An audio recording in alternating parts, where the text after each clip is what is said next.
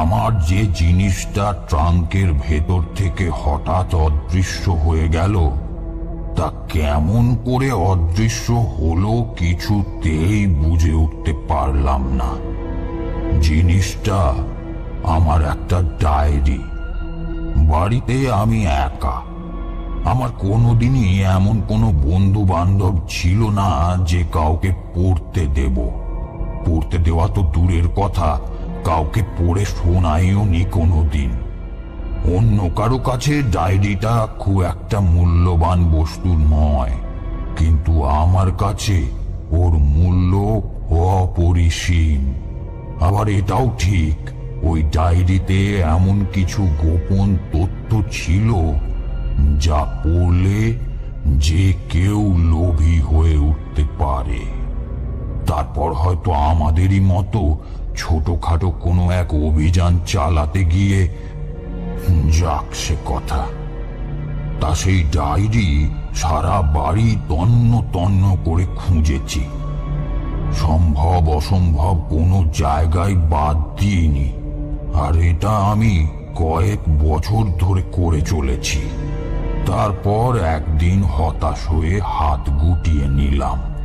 কিন্তু এই সেদিন আমার এই ৮৩ বছর বয়সে হঠাৎই সেটা খুঁজে পেলাম। আমি কোথায় পেলাম জানো? আমার বইয়ের আলমারির ওপরে। কেউ যেন এই মাত্র ওটা ওখানে রেখে দিয়ে গেছে, অথচ ওই জায়গায় আমি কতদিন কতবার ধরে খুঁজেছি, পাইনি।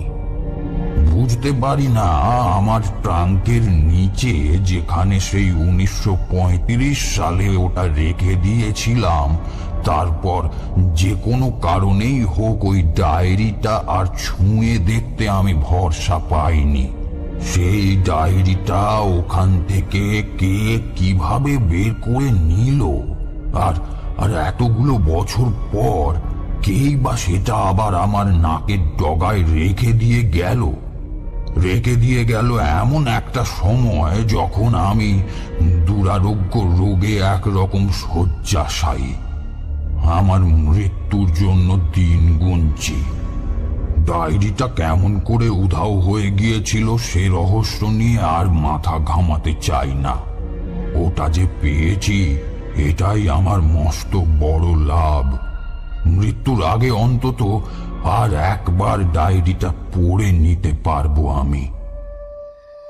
রাতে শোয়ার আগে রতন আমায় যেমন নিয়মিত ওষুধ, ঘুমের বড়ি খাইয়ে দেয়, তেমনি খাইয়ে পাশের ঘরে শুতে চলে গেল। ভেবেছিলাম বহুকাল পরে ডায়েরিটা ফিরে পেয়ে আনন্দে নিশ্চিন্তে একটু ঘুমোবো, কিন্তু তা হলো না। গভীর রাতে একটা ঘটনা ঘটল। আমার বিছানার কাছে একটা ছোট্ট টেবিলে কিছু দরকারি ওষুধপত্র, টর্চ আর একটা ঘড়ি থাকে।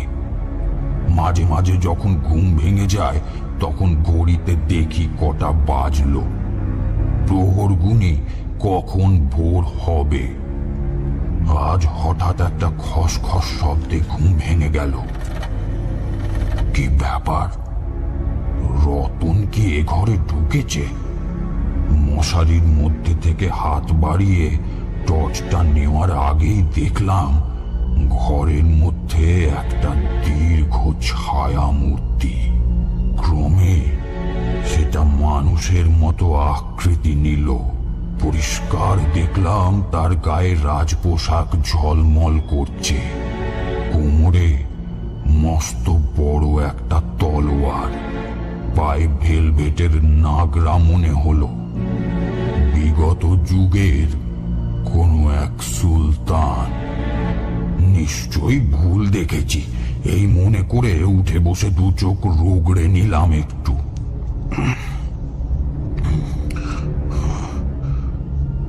না, ভুল নয়, সত্যি কোনো সুলতান দাঁড়িয়ে আছেন মাত্র ১০ হাত দূরের দেওয়ালের কাছে।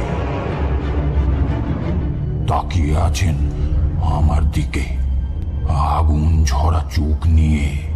হঠাৎ দেওয়ালে আঙুল দিয়ে কিছু যেন লিখলেন তিনি, তারপরে ম্যাজিকের মতো অদৃশ্য হয়ে গেলেন। আমি উঠতে গেলাম, কিন্তু পা দুটো ঠক ঠক করে কাঁপতে লাগলো। এতকাল পরে উনি হঠাৎ কেন এবং কি করে গৌড়ের ধ্বংসাবশেষ থেকে উঠে এসে আমার এই গরিবখানায় দেখা দিলেন বুঝতে পারলাম না।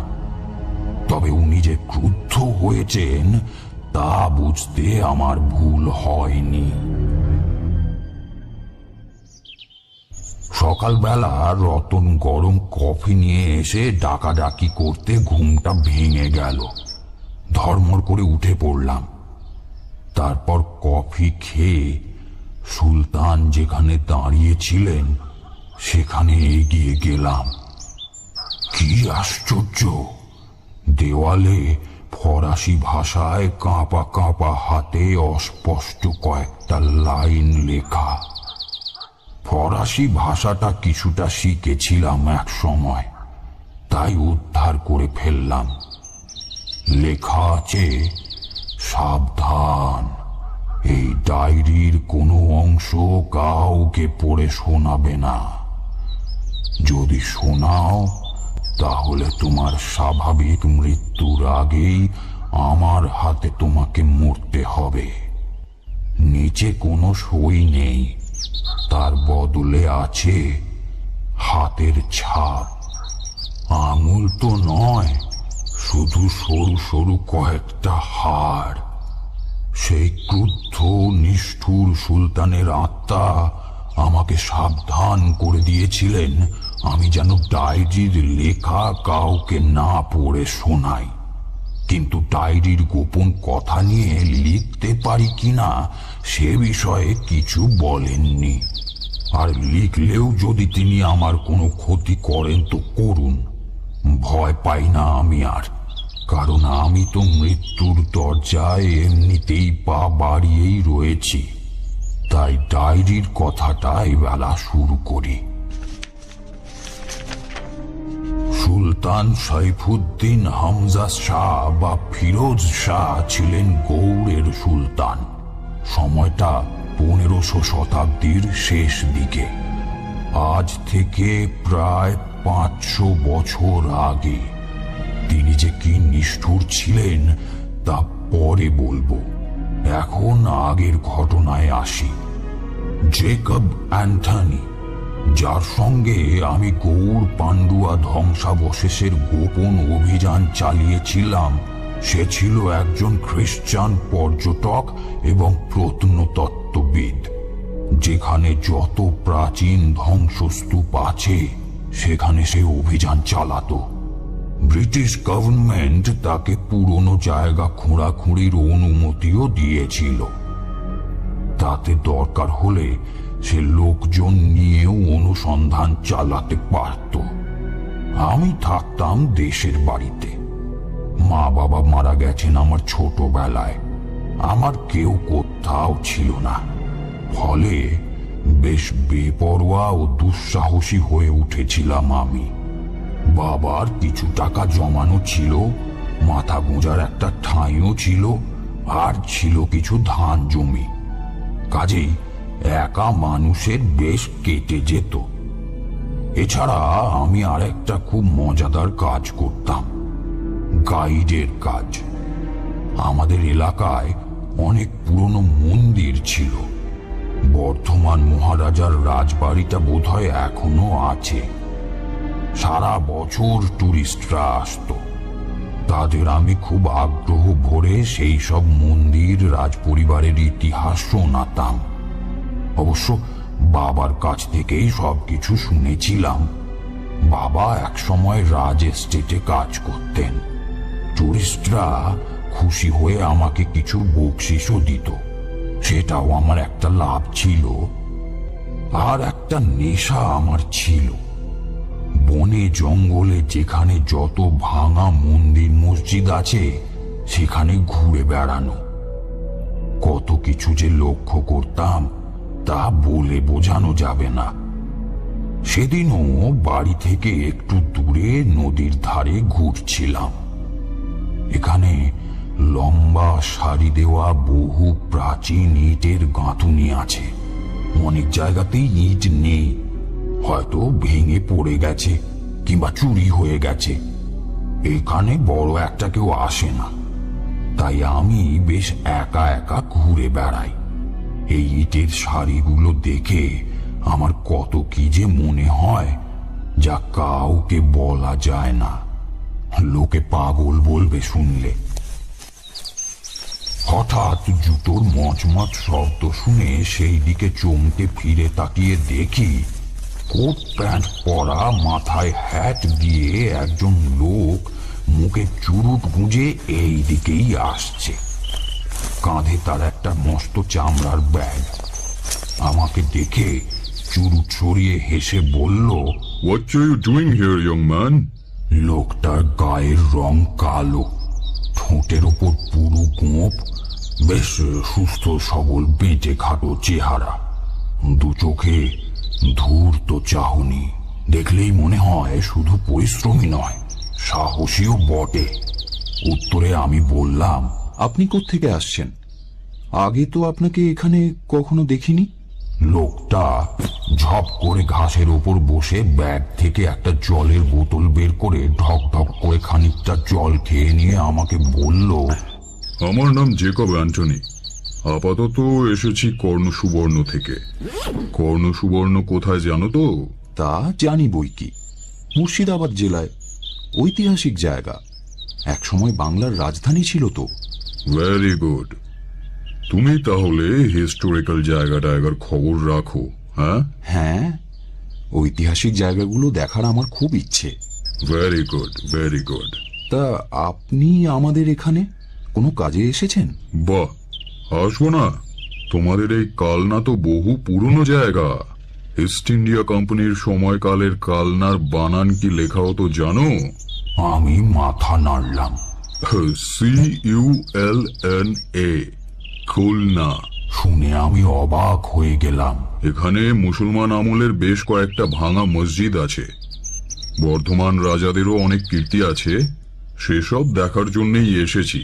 বর্ধমানের রাজাদের দুটো সমাজবাড়িও আছে, একটা পুরনো সমাজবাড়ি আর একটা নতুন সমাজবাড়ি। হোয়াট? সমাজবাড়ি? হ্যাঁ, রাজপরিবারের মারা যাওয়া সদস্যদের অস্থিভস্য ওই দুটো সমাজবাড়িতে রাখা আছে। শুধু হাড় আর ছাই? ওতে আমি তেমন একটা ইন্টারেস্টেড নই, ইয়ং ম্যান। আমি চাই কফিনের মধ্যে রাজাদের বডি, ডেড বডি। সেরকম কিছু আছে? কথাটা বলতে বলতে জেকবের চোখ দুটো কেমন চকচক করে উঠল। আমি মাথা নেড়ে বললাম, না, তা বোধহয় নেই। জেকব আমার কথায় হতাশ হলো। এভাবেই জেকবের সঙ্গে আমার প্রথম আলাপ। কথায় কথায় জেকব জানালো, দুদিন আগে সে এখানে এসেছে, একটা হোটেলে উঠেছে। এর মধ্যে পুরনো মন্দির মসজিদগুলো সব ওর দেখা হয়ে গেছে। এখন ঘুরতে ঘুরতে এই নদীর ধারে এসে পড়েছে। আমি তখন সেই ইটের সারিগুলো দেখিয়ে তাকে জিজ্ঞেস করলাম, আচ্ছা, এইগুলো কি আপনি বলতে পারেন সাহেব? জেকব দু একটা ইট পরীক্ষা করলো, তারপর বলল, মনে তো হচ্ছে কোনো রাজবাড়ির ভাঙা পাঁচিল। নো নো সাহেব, ইউ আর রং। এগুলো হচ্ছে নীল চাষের জায়গা। আগে ইটের বড় বড় চৌবাচ্চা করে নীল গাছ ভিজিয়ে রাখা হতো। নীলকর সাহেবরা আমাদের দেশের গরিব চাষিদের ওপর কত যে অমানুষিক অত্যাচার করেছে তা তো জানো না? জানি জানি ইয়ং ম্যান, সব জানি। শুধু জানতাম না যে তোমাদের কালনাতেও নীল চাষ হতো। এরপর আরো দুদিন জেকব আমাকে সঙ্গে নিয়ে ঘুরল। আমার সৌভাগ্য, আমাকে ওর খুব ভালো লেগেছে। তারপরে সে আমায় একটা লোভনীয় প্রস্তাব দিল। বলল, তুমি কখনো মালদা গিয়েছ? গৌড় পান্ডুয়া দেখেছ? না। সে কি, গৌড় পান্ডুয়া না দেখলে বাংলার সুলতানদের ইতিহাস জানা যায় না। সারি সারি ধ্বংসাবশেষের মধ্যে এখনো লুকিয়ে আছে কত ঐশ্বর্য, সে তুমি না দেখলে ভাবতে পারবে না। আপনি গেছেন গৌর পান্ডুয়া? জ্বলন্ত চুলুটটা মুখ থেকে সরিয়ে নিয়ে জেকব হেসে বলল, একাধবার নয়, একাধবার নয়, 13 টাইমস, 13 বার, বুঝলে? এতবার গিয়েও আবার যাবেন? হ্যাঁ, তার কারণ আমি শুধু টুরিস্টদের মতো চোখের দেখা দেখি না, ইয়াং ম্যান। আমি কিছু খুঁজে বেড়াই। কি খোঁজেন? তা আমি এখন তোমাকে বলবো না। তুমি যাবে আমার সঙ্গে? আমি সানন্দে বলে উঠলাম, নিশ্চয়ই যাব। তবে একটা কথা, আমি যেখানে যেখানে যাব, যা যা করব, কোনো কিচ্ছু জিজ্ঞেস করতে পারবে না, আর কোনো দিন কাউকে কিচ্ছু বলতে পারবে না। কি? আচ্ছা, ঠিক আছে। আর একটা কথাও মনে রেখো, আমার সাথে যদি বিশ্বাসঘাতকতা করো, ফল কিন্তু ভয়ানক খারাপ হবে। ঠিক আছে। তাহলে আর কালনায় থেকে লাভ নেই, কালই বেরিয়ে পড়ি। প্রথমে কোথায় যাব? মালদা, সেখান থেকে গৌর পান্ডুয়া। আচ্ছা, মালদহ নাম কেন তুমি বলতে পারো? ও কথা আমার জানা ছিল না। আমি মাথা নেড়ে না বললাম। কেউ কেউ বলেন মলদ নামের একটি ট্রাইব বা সম্প্রদায় ছিল, এই মলদ থেকে নাম হয়েছে মালদহ। আবার কেউ কেউ বলেন ফরাসি মাল আর বাংলার দহ, এই দুটি শব্দ মিলে হয়েছে মালদহ। মাল শব্দের মানে ধন দৌলত, আর দহ শব্দের মানে সাগর, তাই মালদহের মানে ধন দৌলতের সাগর।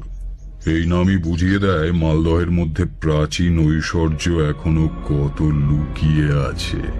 কথাটা বলতে বলতে জেকবের চোখ দুটো লোভীর মতো চকচক করে উঠল। আমার কেন জানি না সেটা খুব একটা ভালো লাগলো না। যারা টুরিস্ট, যারা প্রত্নতত্ত্ববিদ, যারা মাটি খুঁড়ে প্রাচীন ইতিহাস খুঁজে বেড়ায়, ধন ঐশ্বর্যের কথায় তারা এমন লোভী হবে কেন? যাই হোক, পরের দিনই আমরা মালদা রওনা দিলাম। আজকের দিনে যারা গৌর পান্ডুয়া দেখতে যাবেন, তারা কল্পনাও করতে পারবেন না সেই সময় সেখানকার অবস্থা কিরকম ছিল। চারিদিক ফাঁকা, এদিক ওদিক ধুধু করছে মাঠ, দুধারে বাবলা গাছ, কোথাও বা আম বাগান, কাঁচা ধুলো ভরা রাস্তা, জনমানব শূন্য। মাঠের ওপর দিয়ে দুপুরবেলা হু হু করে গরম বাতাস বয়। মনে হয় যেন কত যুগের মৃত ক্ষুব্ধ আত্মারা দীর্ঘশ্বাস ফেলছে, যেন বলছে আর ওদিকে এগিয়েও না, ওখানে শুধু এখন আমাদের রাজত্ব, ভালোয় ভালোয় ফিরে যাও। গৌর পান্ডুয়ার মুখে যে কয়েকটা আদিবাসীদের মাটির ঘর ছিল, সূর্য ডোবার আগেই সেসব ঘরের দরজা জানালা বন্ধ হয়ে যেত, কেউ বেরোতো না। একটা অজানা ভয়, সে ভয় যে কিসের ভয় তা কেউ বলতে পারত না। শুধু মনে হতো মৃত নিষ্ঠুর সুলতানদের অতৃপ্ত আত্মারা ঘুরে বেড়াচ্ছে। জীবিত অবস্থায় যেমন, তেমনি মৃত্যুর পরও কখন যে কার ওপর তাদের কোপের দৃষ্টি পড়বে কেউ তা বলতে পারত না। জেকব অ্যান্থনি অবশ্য এসব বিশ্বাস করত না। সে বলতো সব মূর্খ ভীতু মানুষদের মনের ভুল, অন্ধ কুসংস্কার। প্রথমে আমিও তাই ভেবেছিলাম, কিন্তু শেষ পর্যন্ত যা ঘটল, যাকে সে কথা এখন আমার সেই ডায়েরি থেকে আপনাদের পড়ে শোনাই। 5ই মার্চ 1935। নতুন কিছু দেখার আনন্দে মনটা নাচছে। আজ রানাঘাট স্টেশন থেকে লালগোলা প্যাসেঞ্জারে উঠে লালগোলায় নামলাম, তারপর লালগোলা ঘাট। সেখান থেকে স্টিমারে পদ্মা পার হলাম। উফ, সে কি রোমাঞ্চ! এসব পথে আমি আগে আসিনি। জেকব এক মনে কি সব যেন নোট নিচ্ছে। আমরা গোদাগাড়ি ঘাটে নামলাম। সেখান থেকে মিটার গেজের ট্রেনে মালদা ফোর্ট স্টেশন, তারপর আবার জলযাত্রা। এবার মহানন্দা নৌকোয় পার হয়ে এসে পৌঁছলাম মালদা টাউনে। নামেই টাউন, টাউনের চাকচিক্য কিছুই নেই। প্রাচীন ঐতিহাসিক স্মৃতির চাদর জড়িয়ে শহরটা যেন নতুন যুগের মানুষদের অবাক হয়ে দেখছে। এখানে হোটেল টোটেল বিশেষ কিছু নেই, অথচ হোটেল ছাড়া উঠবো কোথায়? দুজনের সঙ্গেই হালকা বেডিং রয়েছে, তাতে টর্চ তো আছেই, তাছাড়া জামা কাপড়, চটি জুতো, তেল, সাবান, গায়ের চাদর, দড়ি, ছুরি ইত্যাদি আরো প্রয়োজনীয় জিনিসপত্র রয়েছে। একজন দোকানদারকে বলতেই সে একটা হোটেলের ঠিকানা দিল। হোটেলটা গোলপট্টিতে, বিহারি ঠাকুরদের হোটেল, নতুন হয়েছে। এখানে সবচেয়ে পুরনো হোটেল কালীর থানের উত্তর দিকে। সেখানেও জায়গা ছিল, কিন্তু জেকবের পছন্দ হলো না। 7ই মার্চ এখানে আসতে বেশ ধকল গিয়েছিল, তাই জেকব যখন বলল একটা দিন রেস্ট নেব, তখন বেশ খুশি হলাম। কিন্তু সে নিজে রেস্ট নিল না, চা খেয়েই বেরিয়ে পড়ল কোথায়। ঘন্টা চারেক পরে ফিরল। জিজ্ঞেস করলাম, কোথায় গিয়েছিলে? উত্তরটা এড়িয়ে গিয়ে সে শুধু বলল, এই একটু গিয়েছিলাম আর কি। ওর এই এড়িয়ে যাওয়াটা আমার ভালো লাগলো না। বুঝলাম বয়সে কম বলেই আমাকে উপেক্ষা। মোরকে নতুন জায়গা দেখবো বলে এসেছি, সেটুকু দেখা হলেই আমি খুশি। সকালে চা, টোস্ট আর ডিমের অমলেট খেয়ে কাঁধে ব্যাগ ঝুলিয়ে বেরিয়ে পড়লাম। জেকবের পরামর্শে একটা ওয়াটার বটল কিনে নিয়েছি। ও বলছিল, ওখানে কিন্তু খুব জলের কষ্ট। কাছাকাছি এমন কোনো ঘর বাড়ি নেই যেখানে জল চেয়ে পাওয়া যাবে। এতক্ষণে জিজ্ঞেস করতে সাহস পেলাম, আচ্ছা আমরা এখন কোথায় যাচ্ছি? গৌড়। আর পান্ডুয়া? জেকব তখন কোনো উত্তর দিল না। বুঝলাম প্রশ্ন করাটা ঠিক পছন্দ করছে না। একটু পরে বলল, যদি দরকার বুঝি তাহলে অন্যদিন। গৌড় পান্ডুয়া আমরা একসঙ্গে বলি বটে, কিন্তু গৌড় একদিকে, পান্ডুয়া অন্যদিকে। আমি সত্যি বোকা। একটু আগেই ধমক খেয়ে ফের প্রশ্ন করলাম, আচ্ছা মালদার নাম কি ইংরেজ বাজার? উত্তরে জেকব শুধু বলল, গাড়িতে উঠে পড়ো। ব্যাস, আর কোনো কথা নয়। গাড়িতে উঠে পড়লাম। গাড়ি মানে এক ঘোড়ার এক্কা গাড়ি, আগেই ঠিক করে রাখা হয়েছিল। উঠে বসতেই গাড়ি চলতে শুরু করলো। সময়টা মার্চ মাস, অর্থাৎ ফাল্গুন মাস। শীত নেই, গরমের কোনো কষ্টও নেই, আকাশ পরিষ্কার। সকাল 7টায় এক্কা ছাড়ল। বেশ তেজি ঘোড়া। মালদহ ছাড়ার একটু পরেই মকদুমপুরে একটা শিব মন্দিরের কোল ঘেঁষে যে রাস্তাটা মোচড় খেয়ে সোজা দক্ষিণে চলে গেছে, সেই দিকে আঙুল তুলে জেকব বলল, এই যে এই শিব মন্দিরটা দেখছো, ওটা প্রতিষ্ঠা করেছিলেন জনৈক রাজা রায়চৌধুরী। এই রাস্তাটার নাম গৌড় রোড। কোম্পানির আমলে এর নাম অবশ্য ছিল নবাবগঞ্জ রোড, আবার নবাব বা সুলতানি আমলে নাম ছিল শাহী সড়ক। আমি তখনই সেটা নোট করে নিলাম। মনে মনে খুশিও হলাম। যাক, জেকব অনুগ্রহ করে মুখ খুলেছে। বেশ যাচ্ছিলাম। সকালের রোদটা মিষ্টি লাগছিল। দুপাশে ধুধু প্রান্তর, ঝিরঝিরে হাওয়া। জানলাম গৌড় নগরে ঢুকতে খুব একটা বেশি দেরি নেই। পুরনো গড় পার হলেই গৌড় দর্শন শুরু হবে। এই সময় উটকো একটা বিপত্তি শুরু হলো। কোথা থেকে জানি না একটা কাক উড়ে এসে আমাদের মাথার উপর চক্কর কাটতে লাগলো, আর বিকট একটা শব্দে ক্যা ক্যা করে ডাকতে লাগলো। কাক যে অত বড় হয় আমি তো জীবনে দেখিনি। পাহাড়ের দেশের হলেও না হয় কথা ছিল, কিন্তু এ তো একেবারে আমাদের সুজলা সুফলা বাংলা। শুধু আকারেই বিরাট নয়, চোখ দুটো কেমন যেন ঘুরছে। মনে হচ্ছিল এখনই ঠোঁট দিয়ে ঠোক্কর মারবে। গাড়োয়ান দু একবার চাবুক তুলে শূন্যে ঘোরালো। কাকটা পালালো বটে, কিন্তু একটু পরেই আবার তেড়ে এলো। এ তো আচ্ছা জ্বালা হলো দেখছি। এবার কাকটা জেকবের মাথার কাছে ঘুরতে লাগলো। জেকব মুখ তুলে ভ্রু কুঁচকে কাকটার দিকে তাকালো। কাকটা তারপর হঠাৎ পালিয়ে গেল। জেকব গাড়োয়ানের উদ্দেশ্যে বলল, জোরসে হাঁকাও। গাড়োয়ান জোরে চাবুক কষালো ঘোড়াটার পিঠে। কেন যে জেকব জোরসে হাঁকাতে বলল, আর কেনই বা গাড়োয়ান গাড়ি ছুটিয়ে দিল, তার কারণ বুঝতে পারলাম না। সামান্য কাকের ভয়ে? কাকটা বোধহয় সামান্য ছিল না। হঠাৎ ঘোড়াটা ডেকে উঠল। সঙ্গে সঙ্গে দেখলাম সেই বিকটাকার কাকটা জেট বিমানের মতো ডাইভ দিয়ে জেকবের মাথার উপর নেমে আসছে। এবার জেকব যা করলো তা আমি ভাবতেও পারিনি। হঠাৎ পকেট থেকে রিভলভারটা বের করে কাকটাকে লক্ষ্য করে দুবার গুলি ছুঁড়ল। আমি সচক্ষে দেখলাম দুটো গুলি কাকটার পেটে লাগলো, কিন্তু কাকটার কিছুই হলো না, এক ফোঁটা রক্তও পড়ল না, দিব্যি উড়ে পালালো। আমার মতোই জেকবও উড়ন্ত কাকটার দিকে অবাক হয়ে তাকিয়ে রইল। গাড়োয়ান ফিরেও তাকালো না। সে জোরে গাড়ি ছোটাচ্ছে, যেন তাড়াতাড়ি এই জায়গাটা পেরোতে পারলে বাঁচে। আমি দুটো জিনিস ভেবে অবাক হলাম, দুটো গুলি খেয়েও কাকটা উড়ে পালালো কি করে? আর জেকব সঙ্গে রিভলভার রাখে, এ তো তাহলে সোজা লোক নয়। আমাকে হতভম্ব হয়ে থাকতে দেখে পরিস্থিতি স্বাভাবিক করার জন্য জেকব আমার দিকে তাকিয়ে একটা চুরুট ধরিয়ে বলল, ভয় কি? আমি তো আছি। হঠাৎ জেকব ভয়ের কথা কেন বলল বুঝলাম না। সত্যি বলতে কি, আমি খুব একটা ভয় পাইনি। ভয়ের তো কোনো ঘটনাও ঘটেনি। আমি শুধু অবাক হয়েছিলাম এই ভেবে যে কাকটা দুটো গুলি খাওয়া সত্ত্বেও মরল না। এক মুখ ধোঁয়া ছেড়ে জেকব সহজভাবে বলল, তখন যেন তুমি কি জানতে চাইছিলে? ও হ্যাঁ, মালদারি নাম ইংরেজ বাজার কিনা।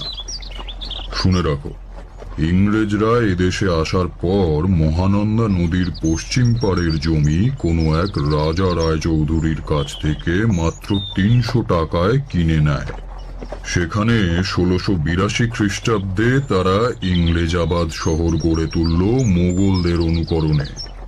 তারপর 1771 খ্রিস্টাব্দে গড়ল ইংরেজ বাজার। সাধারণ লোকের মুখে মুখে কথাটা দাঁড়ালো ইংরেজাবাদ। কথাটা আসলে ইংরেজ বাজার। এরই নাম মালদহ।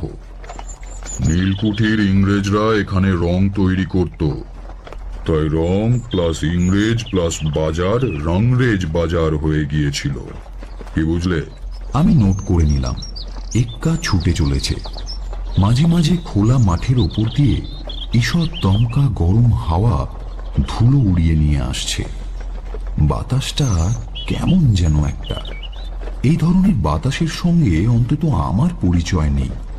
সকালে যে ফুরফুরে বাতাসে আরাম পাচ্ছিলাম, এখন সেই বাতাস আর নেই।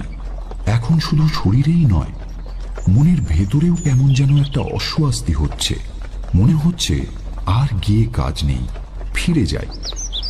কেন যে এমন মনে হচ্ছে তা বুঝতে পারলাম না। গৌড় আসতে আর মাত্র কয়েক মাইল। লক্ষ্য করলাম ঘোড়াটার ছোটার গতি কমে আসছে। গাড়োয়ান কয়েকবার চাবুক কষালো। শেষে ঘোড়াটা ডাকতে ডাকতে একেবারে দাঁড়িয়ে পড়ল। কিছুতেই আর তাকে নড়ানো যায় না।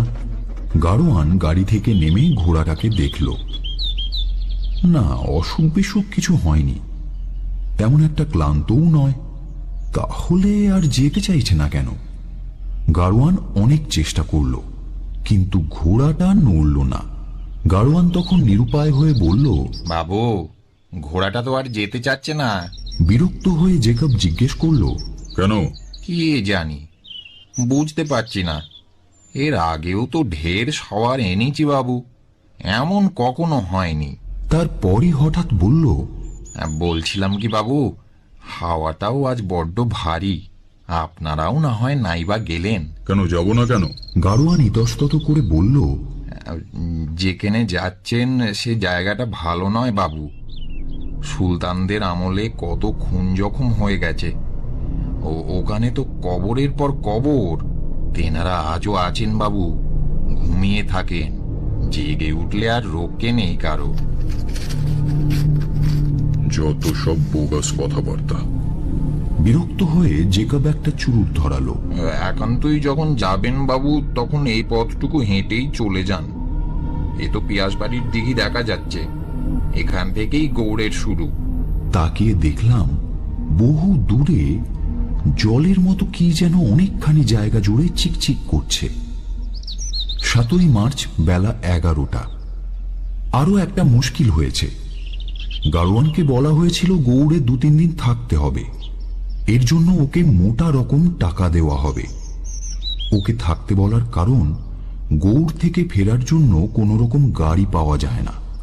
গাড়োয়ান টাকার লোভে রাজি হয়েছিল, কিন্তু ঘোড়াটা এইরকম বিগড়ে যাওয়ায় গাড়োয়ান কিছুতেই থাকতে চাইল না। আরো আশ্চর্যের ব্যাপার, এক্কার মুখ মালদার দিকে ফেরাতেই ঘোড়া দিব্যি ছুটতে লাগলো। জেকবের দিকে তাকিয়ে দেখি ও বেশ চিন্তিত। জিজ্ঞেস করলাম, কি ভাবছেন? কিছু না, হাঁটো। হাঁটতে হাঁটতে আমরা সেই পিয়াস বাড়ির কাছে এসে পৌঁছলাম। স্বচ্ছ টলটলে জল। আমরা দিঘির পাড়ে বসে একটু বিশ্রাম করলাম। কি চমৎকার জল না? হ্যাঁ, খুবই ভালো জল। নাম পিয়াস বাড়ি, তা বলে খেতে যেও না জানো। কেন? আবুল ফজল তার আকবরনামায় একটা কিংবদন্তির কথা লিখেছেন। কিংবদন্তি অনুযায়ী এই যে জল দেখছো, এটা বিষাক্ত। মোগল আমলে মৃত্যুদণ্ডের আসামিদের কয়েকদিন জল খেতে দেওয়া হতো না। তারপর যখন তেষ্টায় বুক ফেটে যেত, যখন জল জল করে চিৎকার করত, তাদের এই দিঘির পাড়ে এনে ছেড়ে দেওয়া হতো। এই টলটলে জল দেখে তারা উন্মাদ হয়ে ঝাঁপিয়ে পড়তো জলে, অঞ্জলি ভরে জল খেত, কিন্তু তারপরই তারা মৃত্যুর কোলে ঢলে পড়ত। দূর, এই জল কি এখনো বিষাক্ত নাকি? তা বলতে পারি না, খেয়ে দেখিনি কখনো। তবে আকবর নাকি এই নিষ্ঠুর প্রথা বন্ধ করে দিয়েছিলেন। আমি কিছুক্ষণ তাকিয়ে রইলাম দিঘিটার দিকে। দিঘির পাড়ের গাছগুলো কেমন যেন শুকনো শুকনো। গরু ছাগল 4টে চড়ছে বটে, কিন্তু তাদের জল খেতে দেখলাম না। বোতল থেকে ঢকঢক করে জল খেয়ে আমরা উঠে পড়লাম। সেখান থেকে কাছেই আদিবাসীদের গ্রামে নিয়ে চলল জেকব। 13 বার এখানে এসেছে ও। অনেক আদিবাসীর সাথে চেনাশোনাও আছে। আদিবাসীদের মাতব্বরকে কিছু টাকা দিয়ে আড়ালে নিয়ে গিয়ে তার সঙ্গে কিসব যেন কথাও বলল। 2 দিনের জন্য থাকার ব্যবস্থা হলো, কিন্তু আমি লক্ষ্য করলাম আদিবাসীরা জেকবকে দেখে খুব একটা খুশি হলো না। পিয়াসবাড়ি থেকে গৌড়ের পথ সোজা এগিয়ে গেছে। এই পথ থেকে ডান দিকে আর একটা রাস্তা চলে গেছে, যার মুখে রামকেলি গ্রাম। বৃন্দাবন যাওয়ার পথে এখানে মহাপ্রভু শ্রীচৈতন্যদেব এসেছিলেন। এখানেই তাঁর সঙ্গে দেখা করতে এসেছিলেন সুলতান হুসেন শাহের 2 জন মন্ত্রী, দাবির খাস ও সাকর মালিক। শ্রীচৈতন্যদেবের পুণ্য স্পর্শে মন্ত্রীরা পরম বৈষ্ণব হয়ে গিয়েছিলেন। তাঁদের নতুন নাম হয়েছিল রূপ এবং সনাতন গোস্বামী। আমরা এগিয়ে চলেছি। জেকব অন্যমনস্ক, তবে আমার প্রতি কিঞ্চিত সদয়। জিজ্ঞেস করলে মাঝে মাঝে উত্তর দিচ্ছে। এইভাবেই দেখলাম মদনমোহনজির মন্দির, সনাতন গোস্বামীর প্রতিষ্ঠিত শ্যামকুণ্ড, রাধাকুণ্ড, ললিতাকুণ্ড, বিশাখাকুণ্ড। দেখলাম রূপ গোস্বামীর তৈরি রূপসাগর। তারপরেই দক্ষিণে কিছুদূর গিয়ে থমকে দাঁড়িয়ে পড়লাম। সামনে বিশাল এক ভগ্ন প্রাসাদ। এটাই ইতিহাস বিখ্যাত 12 দুয়ারি। এর একটু দূরেই দাঁড়িয়ে আছে খুব উঁচু একটা প্রাচীর, নাম দাখিল দরওয়াজা। শাহী নগর কেন্দ্র অর্থাৎ রাজবাড়ির প্রবেশের উত্তর দরজা ছিল এই দরজা। বিশাল আকার, অবাক হয়ে দেখতে হয়। এই দরজার মাথায় দাঁড়িয়ে গৌড়ের সুলতানরা বিজয়ী সৈনিকদের অভিবাদন গ্রহণ করতেন কান ফাটানো তোপধ্বনির শব্দে। আমি যখন অবাক হয়ে এইসব দেখছি, জেকব তখন মাটিতে বসে ব্যাগ থেকে খাতাপত্র বের করে কি সব যেন নকশা দেখছে। হঠাৎ পাশ থেকে কে যেন বলে উঠল, আসসালামু আলাইকুম। চমকে চেয়ে দেখি এক মুখ পাকা দাড়ি, আলখাল্লা পরা দীর্ঘকায় ফকিরের মতো একজন দাঁড়িয়ে রয়েছে। সে জিজ্ঞেস করল, গাইড?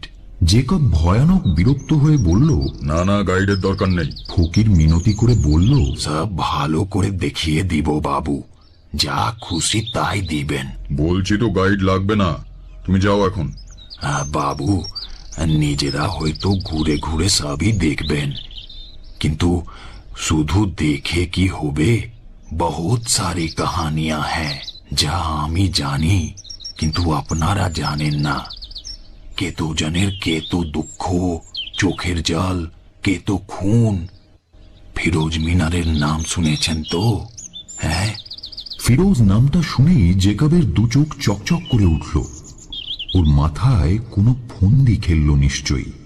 উঠে দাঁড়িয়ে বলল, আচ্ছা, এখানে সুলতানদের কবরগুলো কোথায় আছে বলতে পারো? কেতো কবর চান আপনি? দিলের খাঁর কবর, ফতে খাঁর কবর, সুলতান হুসেন শাহের কবর, নসরত শাহের কবর, তার ছেলেদের কবর, আরো কেতো খানদানি রাজপুরুষদের কবর আছে হুজুর। और भी पुराना कबर देखते चान तो बांग्ला कोट चलें। আগে তুমি ফিরোজ মিনার চলো, সুলতান ফিরোজের কথা জানতে চাই আমি। जी हुजूर। বেলা 12টা বাজে। আমরা দাখিল দরওয়াজাকে ডান দিকে রেখে চলেছি দক্ষিণ দিকে। পাশে পরীক্ষা আর গড়। গড়ে চাষ হচ্ছে। দেখলে মনে হয় কি শান্ত, কি নিশ্চিন্ত জীবন। ফকির তার আলখাল্লা পরা দীর্ঘ দেহ নিয়ে আগে আগে চলেছে আমাদের পথ দেখিয়ে। জেকবের সন্ধানী দৃষ্টি চারিদিকে কি যেন খুঁজে বেড়াচ্ছে। কিছুক্ষণ হাঁটার পরেই মিনারের মাথাটা দেখা গেল। আমরা মিনারের সামনে গিয়ে দাঁড়ালাম। গাইড যা বলল তা থেকে জানলাম মিনারটার নাম ফিরোজ মিনার। অনেকে মনে করেন এটা বিজয় স্তম্ভ, আবার অনেকের মতে এটা মজিন মঞ্চ। মজিন মঞ্চ মানে কি আমি তা জানি না। গাইডকে জিজ্ঞেস করারও সময় পাইনি। আসলে ভয় হচ্ছিল বেশি প্রশ্ন করলে জেকব হয়তো বিরক্ত হবে। লোকটাকে এখনো ঠিক বুঝে উঠতে পারছি না। মিনারটা অনেকটা দিল্লির কুতুব মিনারের মতো, তবে অত উঁচু নয়। 5টা থাক, অর্থাৎ প্রায় 5 তলা। সবার উপরে রয়েছে কারুকার্যময় একটা গম্বুজ। সবচেয়ে বড় আকর্ষণ মিনারটা নীল রঙের টালিতে গাঁথা। গাইড জানালো মিনারটা তৈরি করেছিল হাবসি বংশীয় সুলতান সাইফুদ্দিন ফিরোজ শাহ। ফিরোজ শাহ অত্যন্ত খেয়ালি এবং জাঁকজমকপ্রিয় সুলতান ছিলেন। প্রচুর ঐশ্বর্য ছিল তাঁর। জেকব এতক্ষণ অন্যদিকে মুখ ফিরিয়ে গাইডের কথাগুলো শুনছিল, যেন তার শোনার দরকার নেই। সে সবই জানে। প্রচুর ঐশ্বর্য, খেয়ালি আর জাঁকজমকপ্রিয় কথা 3টে শুনে সে এবার গাইডের দিকে তাকালো। বলল, আমি তো এমন বইও পড়েছি যেখানে লেখা আছে সুলতান ফিরোজ শাহ নিজের কবর গৃহ কিরকম হবে, কি কি জিনিস দিয়ে সাজানো হবে তার ব্যবস্থা নিজেই করে গিয়েছিলেন। এ ব্যাপারে তুমি কিছু জানো ফকির সাহেব? গাইড মাথা নাড়ল। তবে আর তুমি ছাই জানো, কিছু জানো না। কথাটা বলে জেকব অবজ্ঞার দৃষ্টিতে গাইডের দিকে তাকালো। গাইডের মুখটা অপমানে থমথম করতে লাগলো। তবু সে তার কর্তব্য করল। ফিরোজ মিনার নিয়ে যে কিংবদন্তি আছে তা গড় গড় করে বলে গেল। সুলতান ফিরোজ শাহের খেয়াল হলো কি খুব উঁচু একটা মিনার তুলতে হবে, সমস্ত গৌড় সুলতানের কীর্তির মধ্যে যেটা সবচেয়ে শানদার বস্তু হয়ে থাকবে। और মিনারের কারুকাজ হবে খুবসুরত। সঙ্গে সঙ্গে নগরের কাবিল রাজমিস্ত্রিকে ডাকা হলো। রাজমিস্ত্রি কাজে লেগে পড়ল। 1 মাস যেতে না যেতেই সুলতান খবর নিতে পাঠান কেতো দূর হলো। इतना बड़ा मीनार तैयार करा तो और चुटकियों का ব্যাপার না, समय तो লাগবেই। কিন্তু আবুজ অধৈর্য সুলতানের আর তোর সয় না। কিসের এত জলদি কে জানে।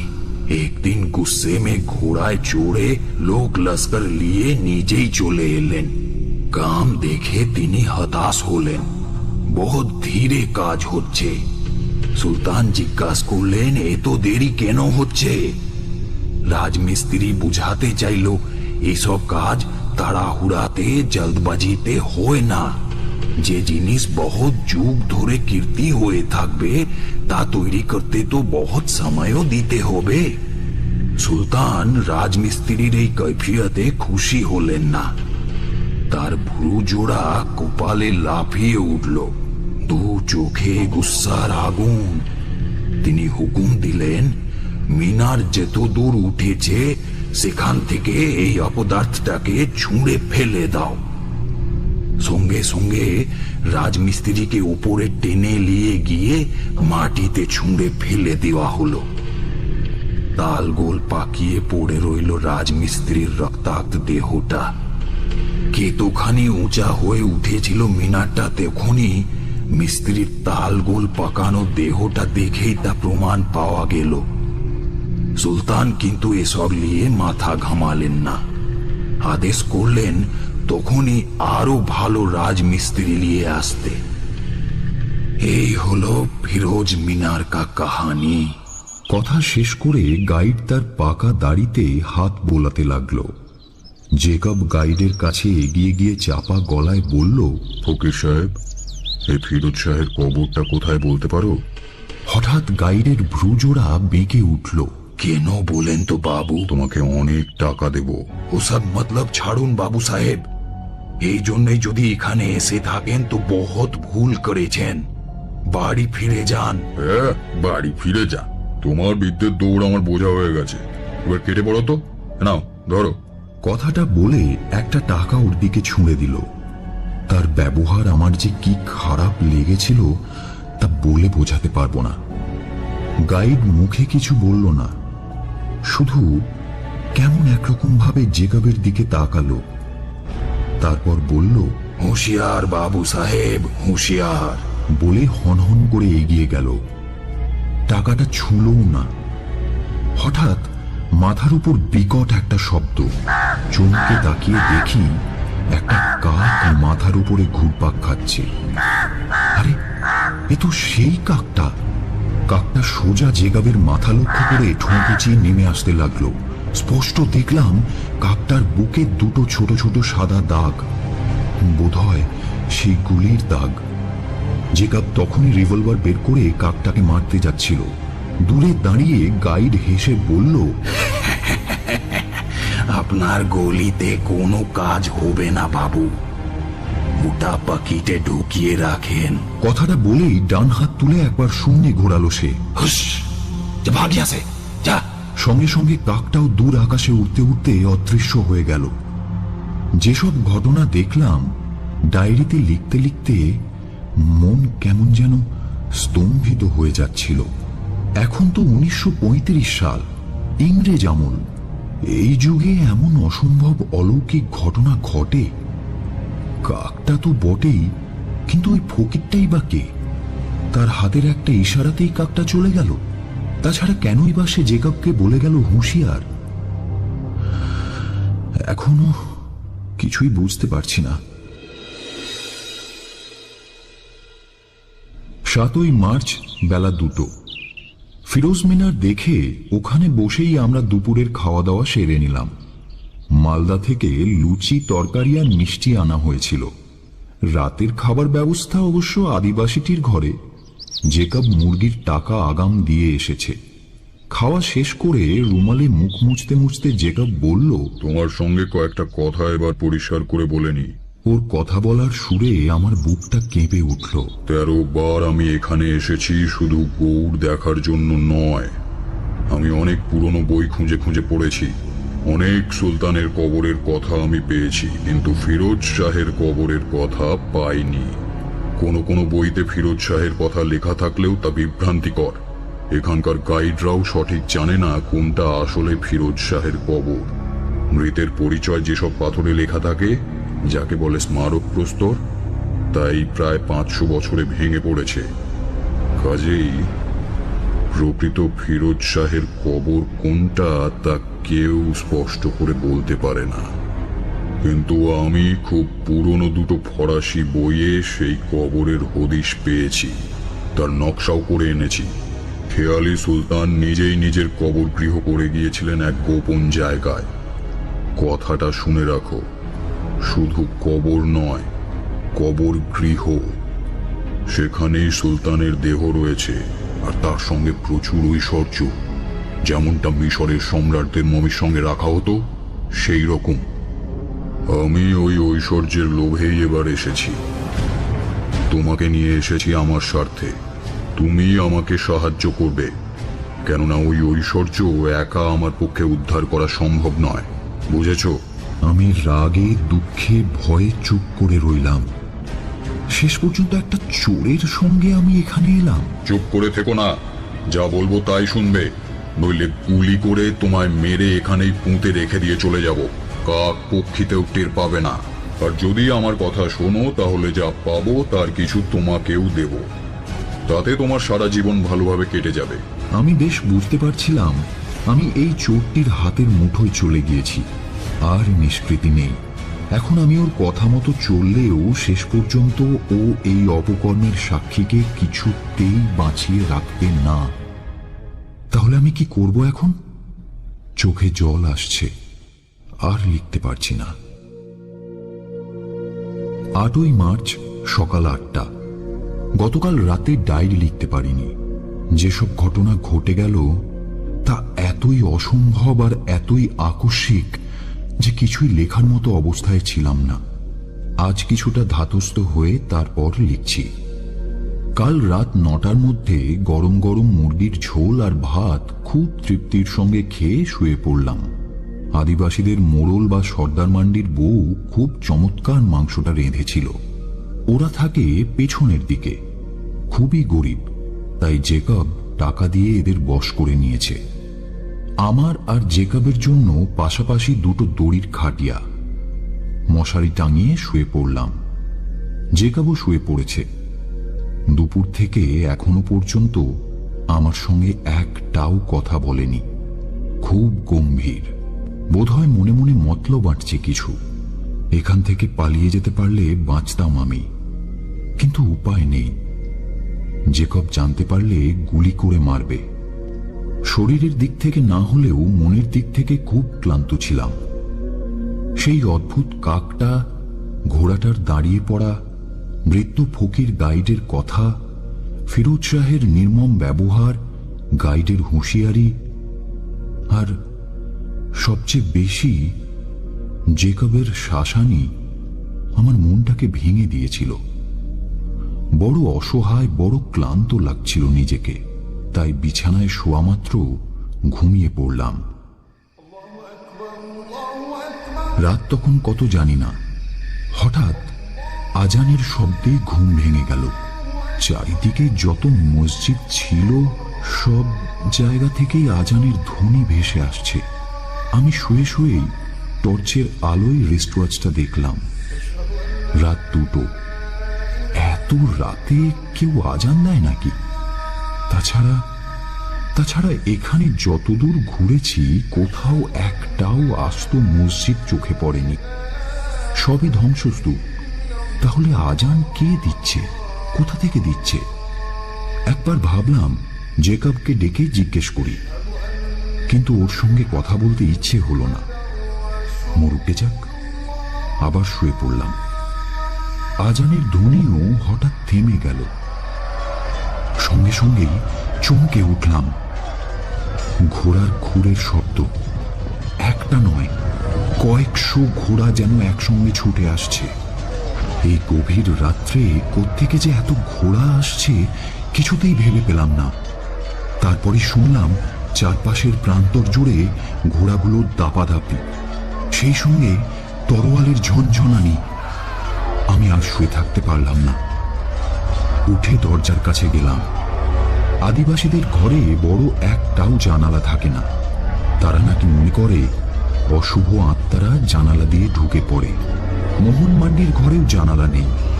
আমি দরজাটা একটু ফাঁক করে শব্দ লক্ষ্য করে তাকালাম।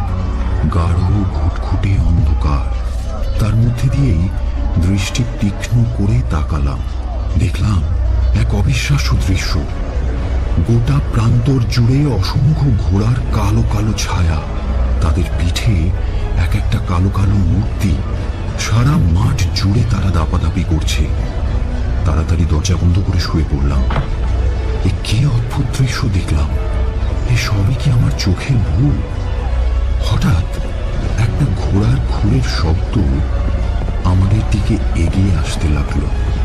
আমি ভয়ে কাঁটা হয়ে চোখ বন্ধ করে শুয়ে রইলাম। ঘোড়াটা কাছে এসে যেন কোথাও থামলো। তারপরে শুনলাম একটা মর্মান্তিক আর্তনাদ। জেহরা হবো না। আমি বিপদগ্রস্ত। আমি জালালউদ্দিনের পুত্র শামসুদ্দিন। আমাকে আমাকে হত্যা করতে এসেছে আমারই দুজন কৃতদাস। বাঁচাও, আমাকে বাঁচাও, দয়া করে বাঁচাও আমাকে।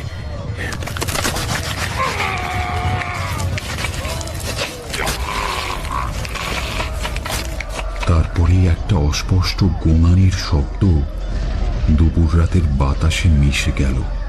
আমি নিঃশ্বাস বন্ধ করে পড়ে রইলাম। আর কোনো শব্দ নেই।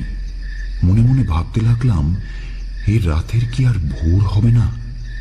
এসব কি শুনলাম?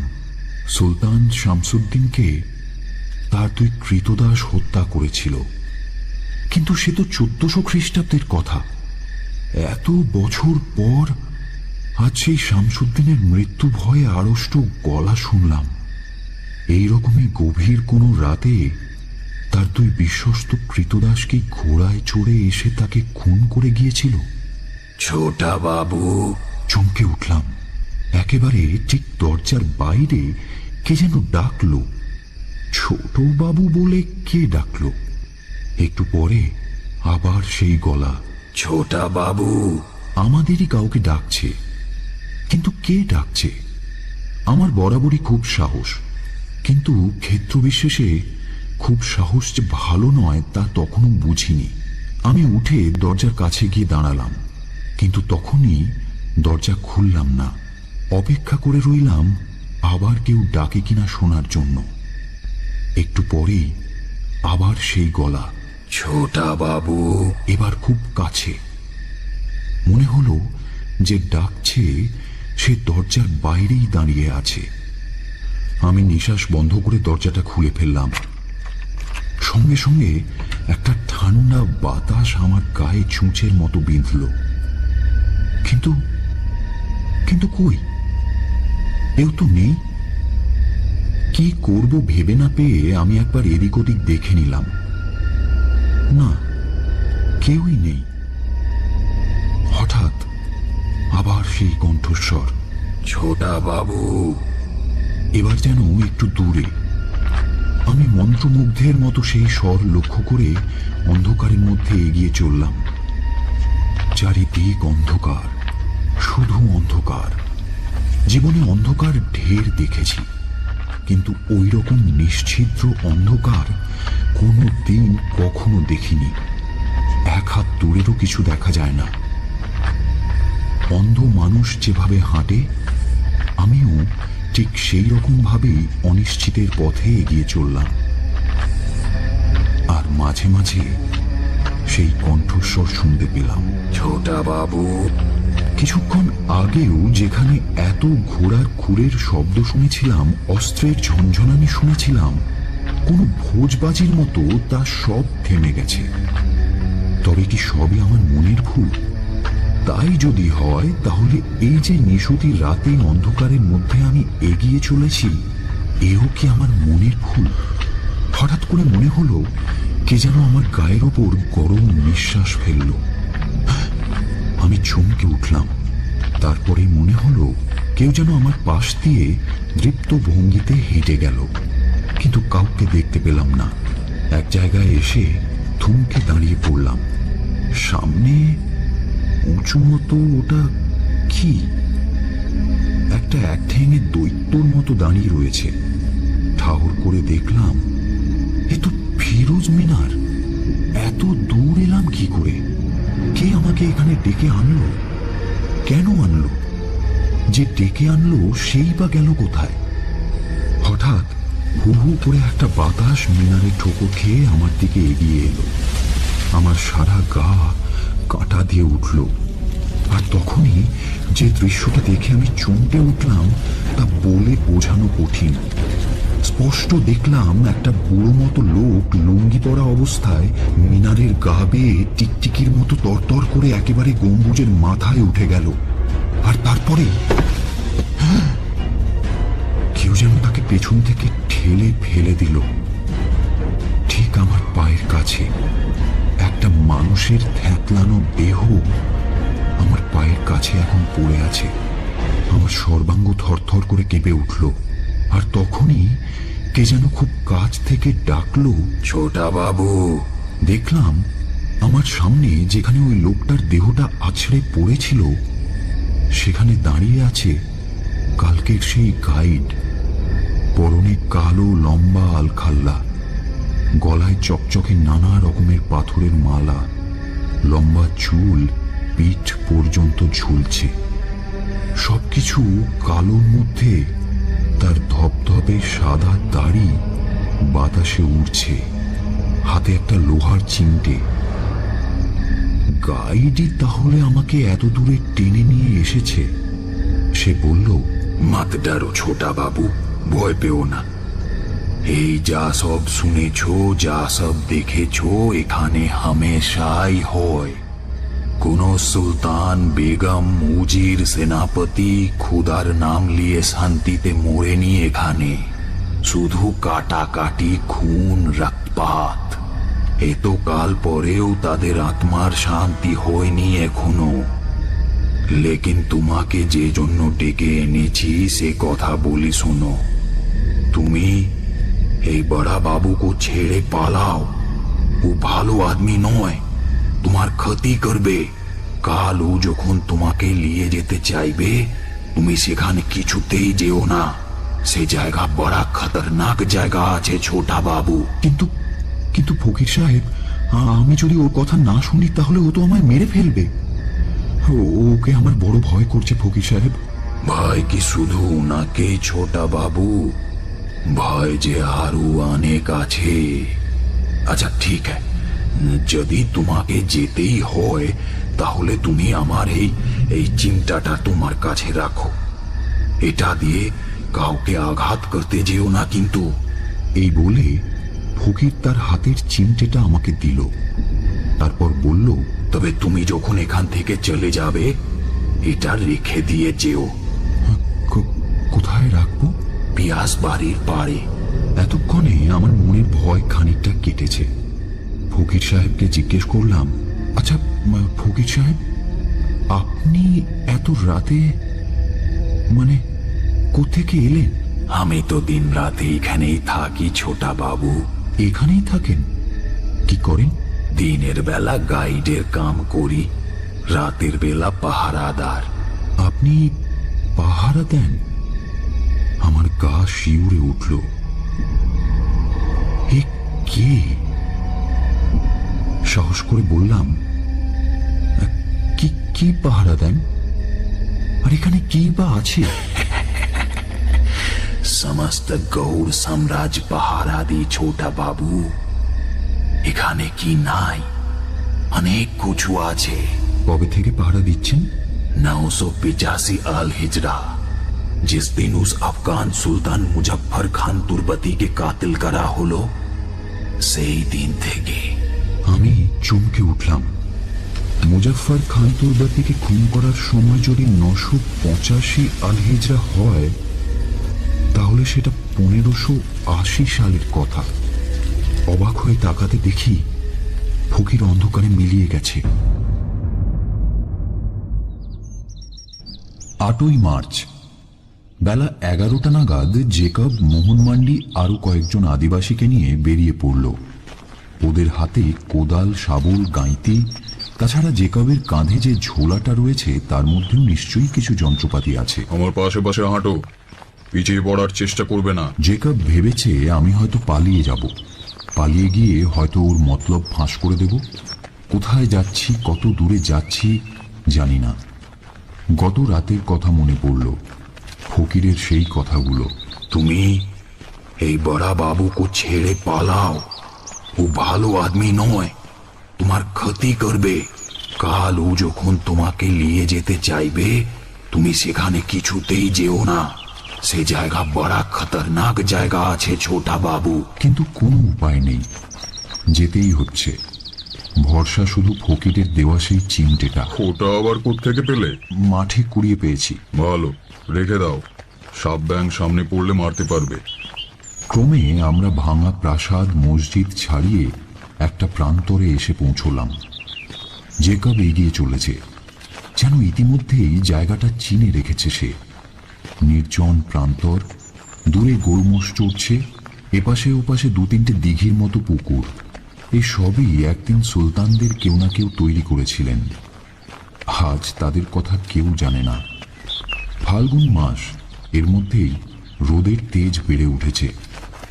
জেকব ব্যাগ থেকে একটা টুপি বের করে মাথায় চাপিয়ে নিল।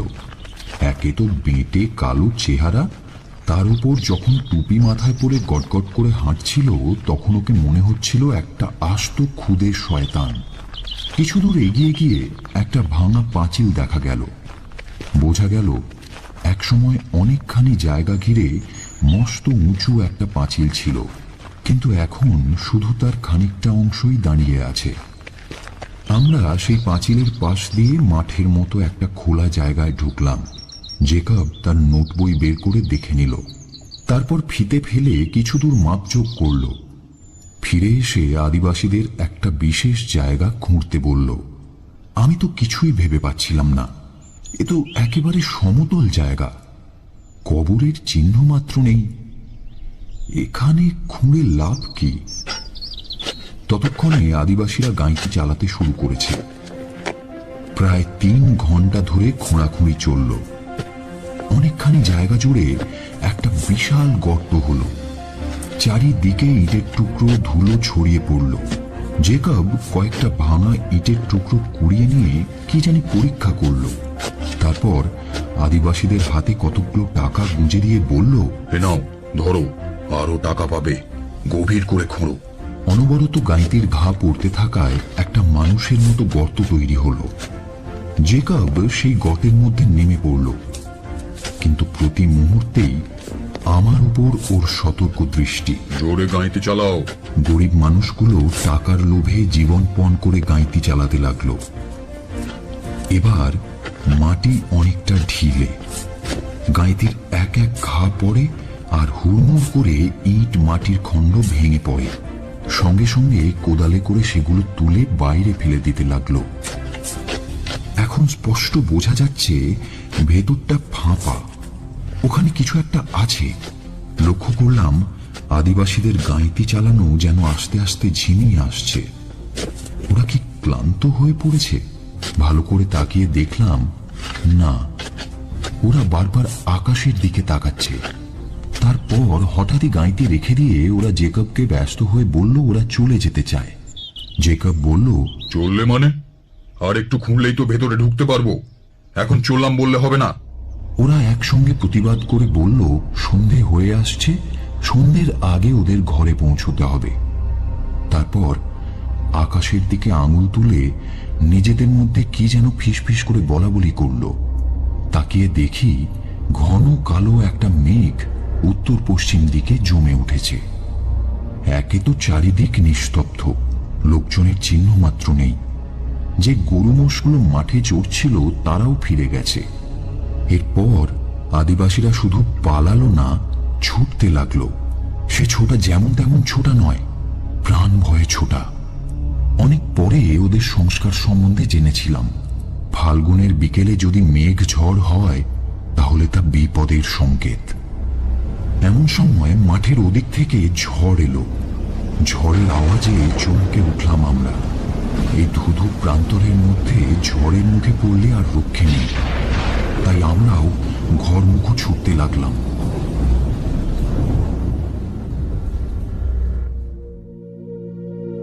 9ই মার্চ, রাত 2টো। সারা রাতে ঝড়ের দাপট ছাড়া আর কোনো ঘটনা ঘটেনি। পরশুদিন রাতে যে আজান ধ্বনি শুনেছিলাম বা ঘোড়ার যে ছুটোছুটির শব্দ শুনেছিলাম, গত রাতে সেরকম কিছু শুনিনি। আজ সকালে উঠেও দেখি আকাশের মুখ ভার। জেকবের মুখ ততোধিক ভার। মাঝে মাঝে শোঁ শোঁ করে দমকা বাতাস দিচ্ছে। এই এক অকাল দুর্যোগ। জেকবকে দেখছি ঘরের মধ্যে ছটফট করছে। খোঁড়ার কাজ অসমাপ্ত হয়ে পড়ে আছে। এখানকার চোর ডাকাতদের ভয় নেই। তারা আর যাই হোক মৃতের কবরকে সম্মান করে কিংবা ভয় করে। ভয় বিদেশি চোরদের। এইসব বিদেশি চোর ডাকাতের অভাব নেই। সন্ধান পেলেই তারা ঢুকে পড়বে, আর একবার ঢুকে পড়তে পারলে ফিরোজ শাহের সমস্ত ধনরত্ন ফাঁকা করে দেবে। তাছাড়া ঝড়ের সঙ্গে যদি বৃষ্টি নামে তাহলে তো সব কাজ পণ্ড। কবরের মুখে জল ঢুকে গেলে বসে থাকতে হবে জল শুকনো পর্যন্ত। কিন্তু জেকব আর একটা দিনও বসে থাকতে চায় না। আমার সঙ্গে সে কথাও বলছে না। আমি যেন ফালতু লোক, অথচ আমায় ছেড়েও দিচ্ছে না। ছেড়ে দিলে তো আমি বাঁচি। শেষ পর্যন্ত ঝড় একটু থামলে বেলা 3টে নাগাদ আমরা রওনা দিলাম। আদিবাসীরা কিছুতেই যাবে না। ওরা বলছে মাটি খুঁড়তে গিয়ে সন্ধে হয়ে যেতে পারে। জেকব ওদের বোঝালো 5টার আগেই সে ওদের ছেড়ে দেবে। 5টার আগে ওরা চলেও গেল। অবশ্য তখন খোঁড়ার কাজ শেষ। ধুলোয় ঢাকা একটা বেঁটে দরজার সামনে আমরা দুজন দাঁড়িয়ে আছি।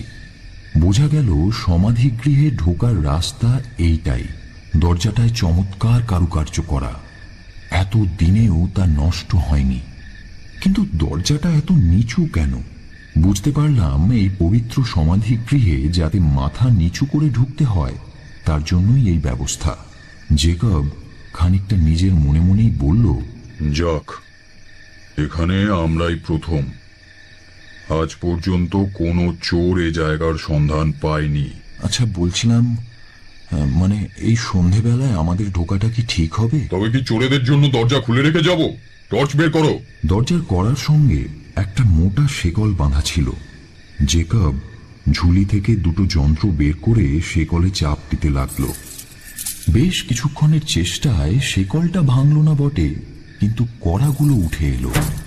এবার ওর সঙ্গে আমাকেও দরজা ঠেলতে বলল। দুজনে জোরে ধাক্কাধাক্কি করতেই একটা বিকট শব্দ করে দরজাটা খুলে গেল। এক রাশ ধুলোর সঙ্গে একটা ভ্যাপসা গন্ধ নাকে এসে ঢুকল।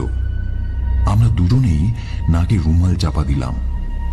মিনিট 5 পরে আমরা টর্চ জেলে ভেতরে ঢুকলাম।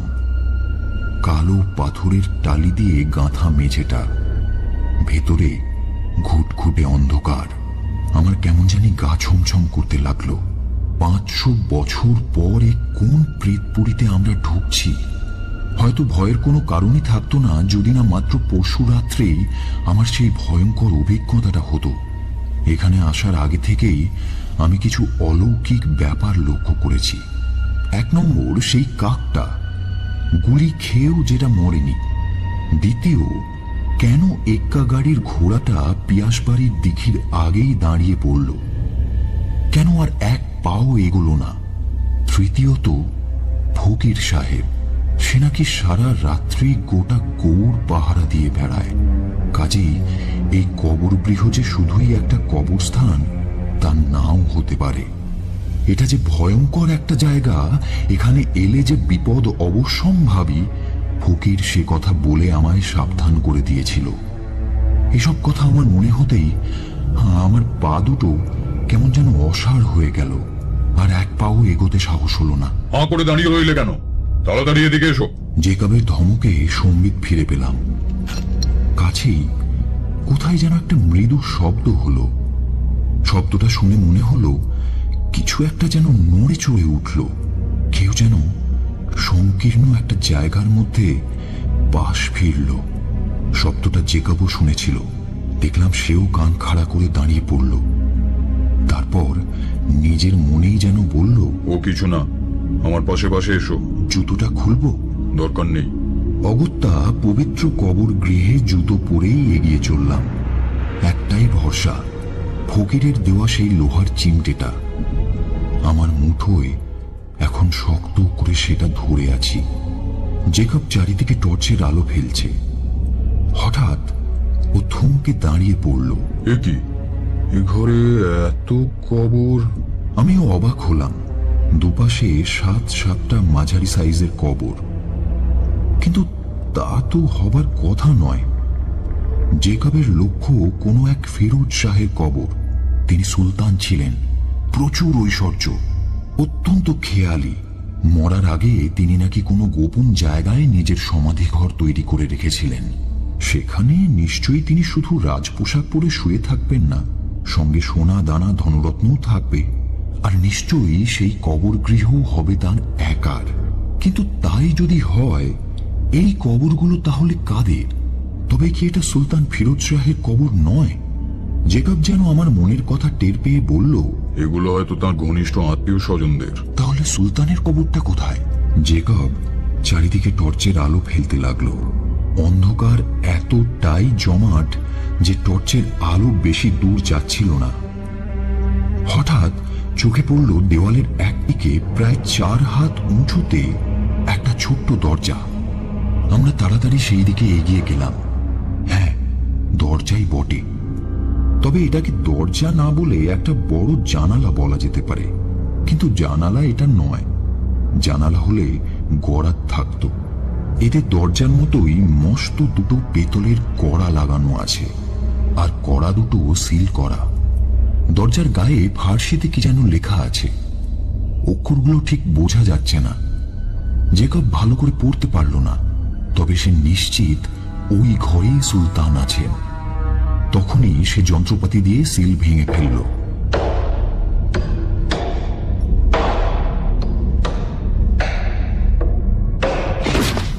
আমার বুকের মধ্যে কেমন যেন ধড়াস ধড়াস করছে। স্পষ্ট অনুভব করলাম আমার পেছনে কারা যেন নিঃশব্দে এসে দাঁড়িয়েছে। চকিতে পেছনে ফিরলাম, কিন্তু কিছুই দেখতে পেলাম না। শুধু একটা তপ্ত হাওয়া আমার জামাটাকে দুলিয়ে দিয়ে গেল। এই বদ্ধ ঘরে হাওয়া কোথা থেকে আসবে তা বুঝে উঠতে পারলাম না। আমি চিমটেটা আরো শক্ত করে ধরলাম। বার কয়েক ঝাঁকানি দিতেই দরজাটা খুলে গেল। মূর্খটা পকেট থেকে একটা রিভলভার বের করে জুতো পায়েই ভেতরে লাফিয়ে পড়ল। বুঝল না কার জন্য রিভলভার। কে আছে ঘরে? কে থাকতে পারে যাকে যাকে রিভলভার দিয়েও কিছুই করা যেতে পারে না? আমি টর্চ জেলে ভেতরে ঢুকতে যাচ্ছিলাম। জেকব কড়া গলায় বলল, তুমি বাইরে থাকো, ডাকলে তবে ভেতরে এসো। আমি যেন বেঁচে গেলাম। সেই কুঠুরির বাইরে দাঁড়িয়ে আমি ভেতরটা এক ঝলক দেখে নিলাম। সাজানো গোছানো ঘর, দেওয়ালে দেওয়ালে ফার্সিতে কোরআনের বাণী লেখা। একটা উঁচু বেদির ওপর কালো চকচকে একটা বিশাল আকারের কবর। কবরের গায়ে কাজ করা। এ ঘরে এই একটাই কবর রয়েছে। কবরের দৈর্ঘ্য দেখলেই বোঝা যায় যিনি এখানে শুয়ে আছেন তিনি লম্বায় 6 ফিটেরও বেশি। সমাধির ওপর একটা সাদা সিল্কের জীর্ণ বিবর্ণ শামিয়ানা টাঙানো রয়েছে। 4টে লাল থামে শামিয়ানার 4 কোণ দড়ি দিয়ে বাঁধা। লক্ষ্য করলাম কবরের চারপাশে কয়েকটা ক্যাশ বাক্সের মতো বড় বড় বাক্স। দেখলাম জেকব একটা বাক্স ভেঙে ফেলল। তারপর তার ভেতর থেকে বের করতে লাগলো রাশি রাশি হিরে, চুনি, পান্না, আর তখনই গোটা 3 বাক্স ঝুলির মধ্যে ঢুকিয়ে নিল। এবার সে উঠে একটা হাতুড়ি নিয়ে কবরটার দিকে এগিয়ে গেল। ও যে কি করতে যাচ্ছে সেটা ভেবেই আমি শিউরে উঠলাম। অমন সুন্দর কারুকার্য করা কবরটা ও হাতুড়ি দিয়ে ভেঙে ফেলবে, তার নিচ থেকে টেনে তুলবে কফিন। ওর ধারণা কফিনের মধ্যে মৃতদেহ ধুলো হয়ে গেলেও নিশ্চয়ই আরো অনেক ধনরত্ন আছে। জেকব কবরের গায়ে জোরে হাতুড়ির ঘা মারল। আমি সেই দৃশ্য দেখতে পারলাম না। ওখান থেকে পিছিয়ে এসে আগের জায়গায় দাঁড়ালাম। অন্ধকার কবরের রাজ্যে একা দাঁড়িয়ে থাকা যে কি ভয়ঙ্কর সেটা যে কখনো দাঁড়িয়েছে সে ছাড়া আর কেউ কোনো দিন কল্পনা করতে পারবে না। ওদিকে হাতুড়ির শব্দ শুনতে পাচ্ছি, বুঝতে পারছি হাতুড়ির ঘায়ে কবরটা চৌচির হয়ে যাচ্ছে। হঠাৎ হাতুড়ির শব্দ ছাপিয়ে আর একটা অস্বাভাবিক শব্দ আমাকে চমকে দিল। সেই দিকে তাকিয়ে দেখলাম যে ঘরে জেকব কবর ভাঙছিল সেই ঘরের দরজাটা হঠাৎ নিজে থেকেই বন্ধ হয়ে গেল। সেই সঙ্গে একটা বিকট আর্তনাদ। এ যে জেকবের গলা তা বুঝতে বিন্দুমাত্র অসুবিধে হলো না আমার। কি হলো জেকবের? আমি ছুটে গেলাম বন্ধ দরজাটার কাছে, প্রাণপণে ঠেলতে লাগলাম।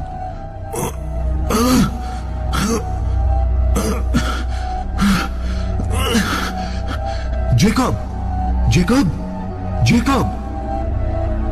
কিন্তু দরজা এতটুকুও নড়ল না। আমি দরদর করে ঘামতে লাগলাম। কি করব এখন? জেকবকে বাঁচাবো কি করে? আমি দাঁড়িয়ে দাঁড়িয়ে ভাবতে লাগলাম। এইসব ভাবতে ভাবতেই হঠাৎ দেখি বাইরের দরজাটাও আস্তে আস্তে বন্ধ হয়ে যাচ্ছে। আমি প্রাণপণে ছুটে যখন দরজাটার কাছে গেলাম তখন পাল্লা দুটো প্রায় বন্ধ হয়ে আসছে। কোনো মতে কাত হয়ে আমি পেরিয়ে এলাম।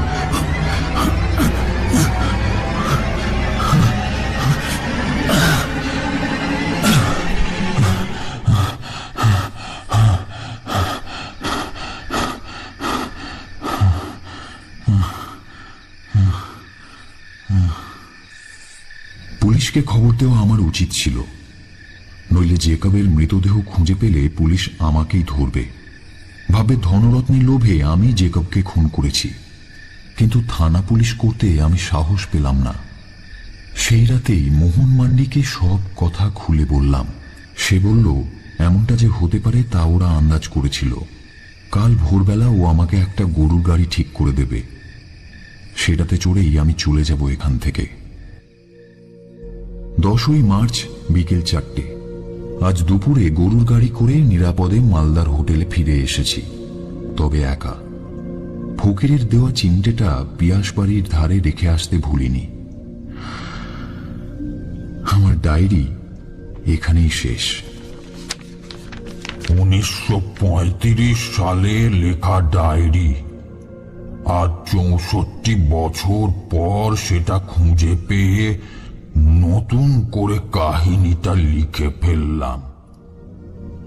রতন এক পেয়ালা কফি নিয়ে এলো আমার জন্য। আমি তখন দেওয়ালের কাছে এক জায়গায় দাঁড়িয়ে একটা জিনিস খুঁজছিলাম। ওখানে কি খুঁজছেন বাবু? কিছু না, তুই নিজের কাজ করকে যা। আসলে আমি যেটা খুঁজছিলাম সেটার কথা রতন কেন কাউকেই আমি বলতে পারবো না। সুলতানের সেই হাতের লেখাটা নেই, অদৃশ্য হয়ে গেছে।